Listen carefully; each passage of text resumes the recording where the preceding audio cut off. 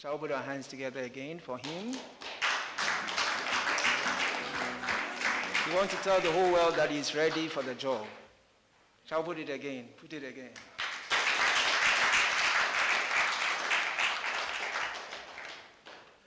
Thank you very much, Mr. MC.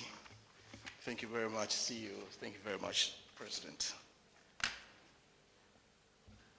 Mr. Chairman, President of the Institute, distinguished ladies and gentlemen, I wish to express my profound thanks to the Institute and its leadership in this honor done me. I and that of my family and my dear friends are most grateful, and I pledge to contribute my quota to uphold and possibly uplift the image of this great institute.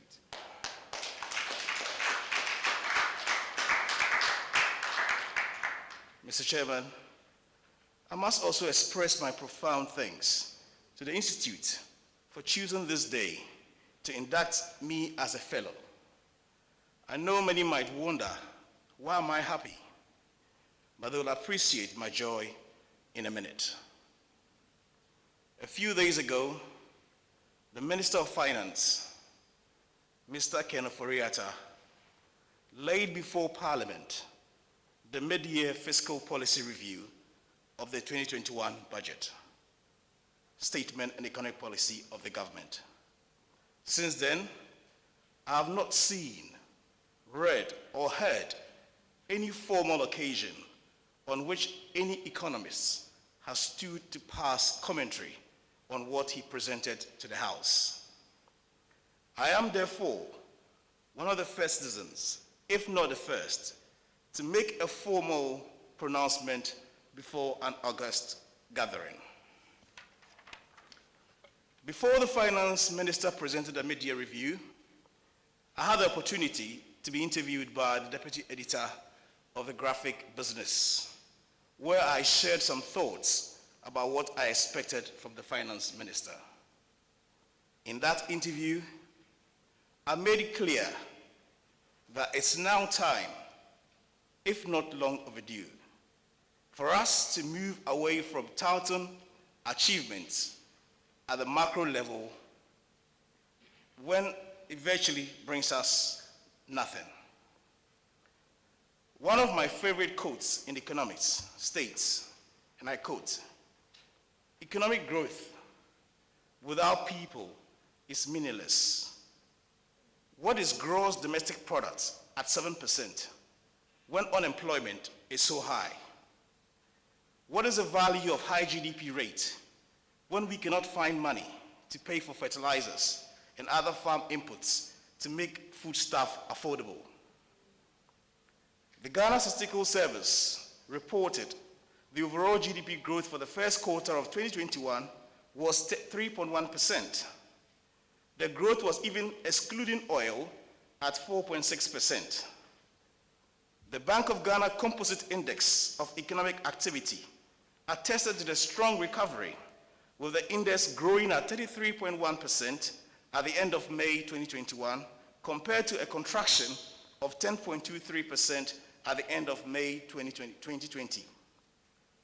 With inflation, we were told that we were witnessing one of the lowest numbers on record in about 2 years. Inflation, which at the height of the pandemic hovered around 11.8%, dropped to 7.5% in May 2021 before inching up slightly to 7.8% in June. Beautiful numbers, isn't it? But if it's so, why are we hearing that a bowl of KK, for instance, has shot up by more than 100%, and other food items are also rising in prices at the average of 80%? This tells you that we like numbers which do not reflect the ground to make the ordinary man feel it. So I propose something very simple, which has been a difficult area for many governments, for which reason I cannot tell. Mr. Chairman, to me, A successful economy is where we see section at the micro side where jobs are being created, entrepreneurs and startups are being made, and the real sectors performing to their optimum to bring down the cost of living and cost of doing business. I want to see an economy where housing is affordable, where majority within the middle and lower income can find a place to lay their heads, not necessarily owning it, but renting at affordable prices or rates. I must say, I was glad to hear some of the issues I raised being addressed by the finance minister. I guess, in my view, for once, we have moved into an arena where people would feel some aura of hope by mentioning the initiatives that government wants to undertake to translate the success in the macro to micro.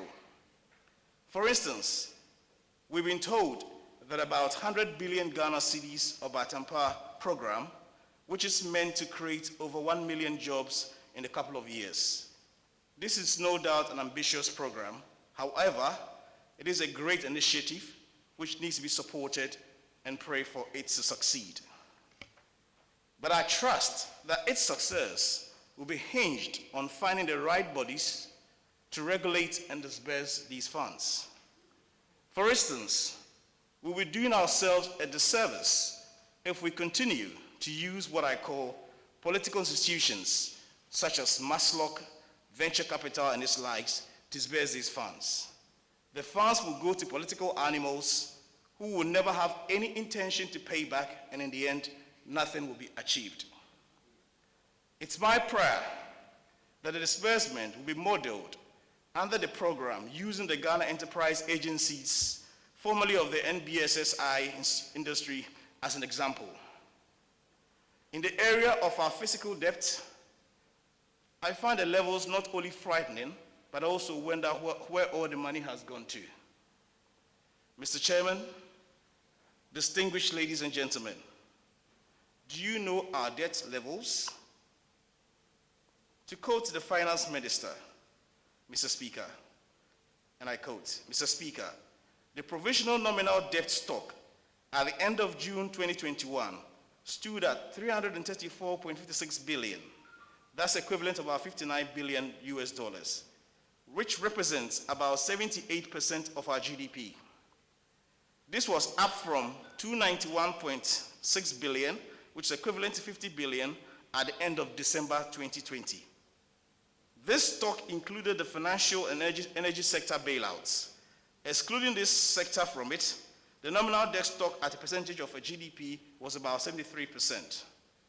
The increase in debt stock was made because of the issuance of the Eurobond, the COVID-19 pandemic effects, contingent effects, liabilities, front-loading of financing to meet cash flow requirements for the first half of the year. Now let's listen to the jobs. He said, again I quote, Mr. Speaker, I would like to note that notwithstanding our elevated debt levels as a result of the COVID-19, our inflation rate is lower than it was in 2016. Our interest rates are lower than it was in 2016.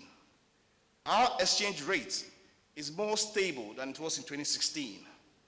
Our foreign exchange reserves are much higher than it was in 2016. We did not have to lay off any workers, nor cancel teacher and nursing training allowance. Furthermore, we did not go to the IMF for a bailout program. This is because we managed the economy much better than it was managed in 2016, unquote. Mr. Chairman, I noticed the finance minister was trying to tell Ghanaians that the government has done much better than the previous government. In as much as that may be true, per the figures, the reason for change or for a better condition of our people was not to tout our numbers for the sake of it, but to make people feel the impact of what is being touted as a good performance. As an economist, I know there's nothing wrong with borrowing, but monies borrowed should be channeled to productive sectors of the economy, where people will feel it and not complain or yell when the figures are mentioned. It is not the best to tout progress when producers of fertilizers for food production are owed huge sums of money to the point some are on the verge of collapsing. It's not best to tout progress when government is competing aggressively with the private sector in the local financial market, borrowing, hence sending the interest rates over the roof. When again, government institutions and enterprises are the number one culprit with local non-performing loans. What we want to see is a more investment in infrastructure projects, which will be able to create employment, serve societal good, and in the end, pay for itself. By this, I mean we want to see more pure commercial railway lines that can help move the pressure away from the roads and become the link between the port and the landlocked countries. We want to see investment in roads in the hinterlands to help ease transportation of foodstuffs to the market centers. Let me also raise this issue on the tax waivers on our government. The world over, tax waivers are not a bad thing, but government do so to ensure that it gets value for money that it has forfeited. It's not right to hear our government, and over the years, give more tax waivers than what we borrow as loans from the international financial markets. I leave that to you as experts to think about.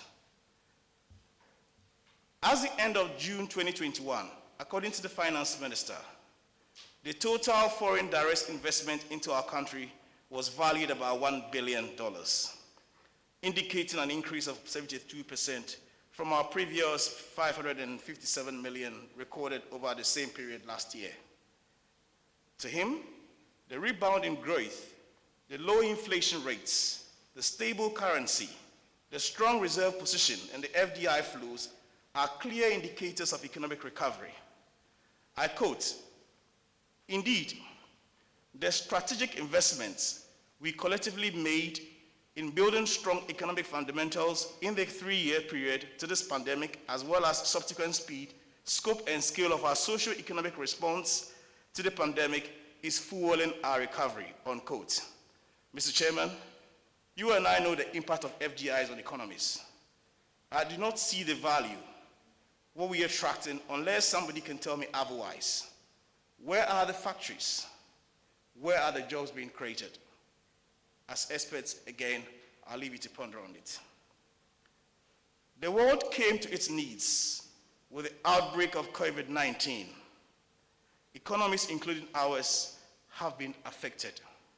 However, this can also be an opportunity for nations like ours if we're able to successfully and strategically come out, just as some European nations did after the Second World War.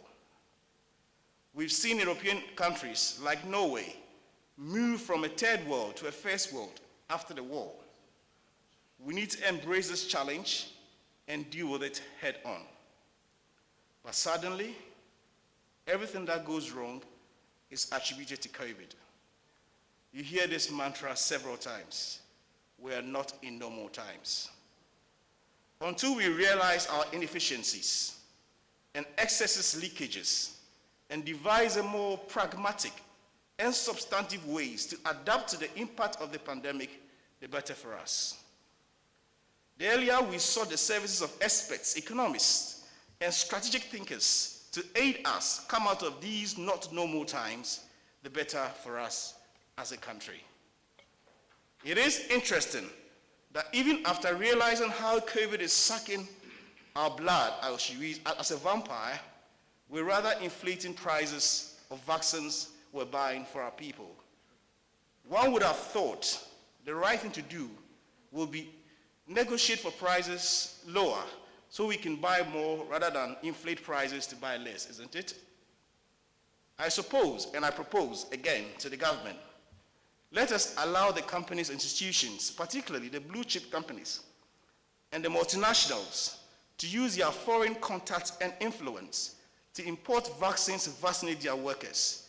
They could also procure extra to give to others and the communities they are cited as part of their CSR activities. To ensure they bring in the right vaccines, all such private imports should be approved by the Food and Drugs Authority and the Ghana Health Services before administered to the masses. With this, I trust that the financial burden on government to import large doses will be reduced and the savings used for other beneficial projects for the masses. In conclusion, Mr. Chairman, I know I've bored you and others listeners because I try to deal with the basic in economics. Basic as the issues are to me, they are the low-hanging fruits we need to plug and eat rather than climb a tall tree in search of same fruits. Our economic development should not be made complicated so that we will not be caught in the web. Let us break down all the big problems into small problems and tackle it. This is not the time for creation of and innovation of complex financial engineering models and other algorithms. Let us do the simple things, like holding people who attempt to take undue advantage of the masses accountable. Our fight against corruption should not be based on creation of new institutions, but to empower the existing ones to deliver without any political interference and having the right legislations in place. We must rein public sector inefficiencies and be upright in our dealings. My Ghana, your Ghana, has a lot of potential. It will be an economic showpiece when the right things are done. It can also be an envy of the world, but until we depoliticize even economics, we might never get there. On this note, I wish to prevail to members of this august institute and the institute as a body, not to sit on the fringes whilst economic policies hurt our nation. We must be bold to speak when the things go wrong without fear or favor, but more importantly, in a non-partisan way. They will listen when the policies are right. We should not hesitate to comment when needed. Every successful nation or business has been built upon expert advice and criticisms. By this, we will be seen as contributing our quota to our national development in a more meaningful way. Let us court the media to help us in this endeavor. Let us remember that it will be an indictment on us if we don't speak and things go wrong. We only have one Ghana.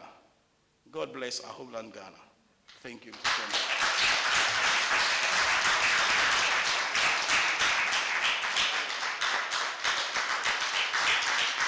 Shall we do it better? He has really broken economics to the basic level.